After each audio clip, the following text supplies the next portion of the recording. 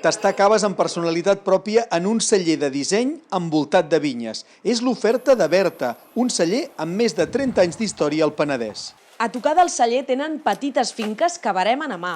Són ceps de xarel·lo i macabeu, sobretot, i amb el raïm fan els 2 vins blancs del celler.